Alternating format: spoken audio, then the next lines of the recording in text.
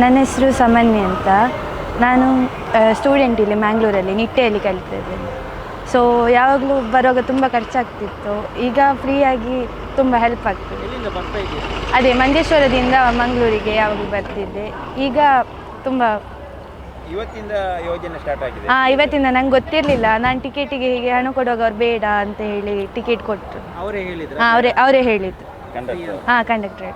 ನಿಮಗೆ ಗೊತ್ತಿರಲಿಲ್ಲ? ಇಲ್ಲ ಗೊತ್ತಿರಲಿಲ್ಲ. ಈ ಯೋಜನೆ ನಿಮಗೆ ಖುಷಿ? ಖುಷಿ ಉಂಟು. Thank you madam. ನಮಗೆ ಇವಾಗ ಬೇರಿಯಿಂದ ಬಂದ್ವಿ. ತುಂಬ ಖುಷಿ ಆಯಿತು. ಎಲ್ಲ ಕಡೆ ಆಧಾರ ಇತ್ತು, ಆಧಾರನೂ ಕೇಳ್ತಾ ಇಲ್ಲ. ನಾವು ದುಡ್ಡು ಕೊಡೋಕೆ ಹೋದ್ವಿ, ಇಲ್ಲ ಬೇಡ ಅಂತ ಹೇಳ್ಬಿಟ್ಟು ಫ್ರೀಯಾಗಿ ಕೊಟ್ಟಿದ್ದಾರೆ. ತುಂಬಾ ಖುಷಿ ಆಯಿತು. ಮೊನ್ನೆ ಒಂದು ಟಿಕೆಟ್ ತೊಗೊಂಡ್ರು, ಅದೇ ರೀತಿ ಇದೇನು ಅಂತ ಹೇಳ್ಬಿಟ್ಟು ನಾವು ದುಡ್ಡು ಕೊಡೋಕೆ ಹೋದರೆ ಕಂಡಕ್ಟ್ರ್ ತೊಗೊಳ್ಳಿಲ್ಲ. ನಾವು ಇದೇ ಥರ ಬಂದ್ವಿ. ಮೇಡಮ್, ಈಗ ಕರ್ನಾಟಕದಲ್ಲಿ ಆಧಾರ್ ತೋರಿಸ್ಬೇಕಂತ ಮತ್ತೆ ಇಂಟ್ರೆಸ್ಟ್ ರೇಟ್ ಅವಕಾಶ ಇರಲಿಲ್ಲ. ಹೌದು, ಇಲ್ಲ, ಇಂಟ್ರೆಸ್ಟ್ ರೇಟ್ ಕೊಟ್ಟಿದೆ. ಹೌದಾ? ಈ ಬಗ್ಗೆ ತಾವು ಏನು ಹೇಳ್ತೀರಾ? ತುಂಬ ಖುಷಿ ಆಗ್ತದೆ. ಅಲ್ಲಿ ಬೆಂಗಳೂರಲ್ಲಿ ಕಡ್ಡಾಯವಾಗಿ ಆಧಾರ್ ಇರಲೇಬೇಕು. ಇಲ್ಲಿ ಆಧಾರ್ ಏನು ಕೇಳಲಿಲ್ಲ. ಒಬ್ಬೊಬ್ಬರು ತೊಗೊಂಡು ಬಂದಿರ್ತಾರೆ, ಮರ್ತು ಬಂದಿರ್ತಾರೆ, ಇಲ್ಲ ಅಂದವ್ರಿಗೆ ಅವರಿಗೆ ಕ್ಯಾಶ್ ಕೊಡಿ ಅಂತ ಹೇಳ್ತಾರೆ. ಇಲ್ಲ, ಹಾಗೆ ಏನೂ ಇಲ್ಲ. ತುಂಬ ಚೆನ್ನಾಗಿ ಎಲ್ರಿಗೂ ಒಂದೇ ಥರ ನೋಡ್ತಾರೆ. ಖುಷಿ ಆಯಿತು ನಮ್ಗೆ ಅಲ್ಲಿಂದ ಬಂದು. ತುಂಬಾ ಖುಷಿ ಆಯಿತು. ಹೀಗೆ ಇರಲಿ. Thank you.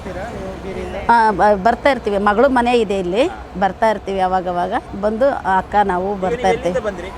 ಬೇರಿಯಿಂದ ಬೀರಿಯಿಂದ ಬಂದಿದ್ದೆ.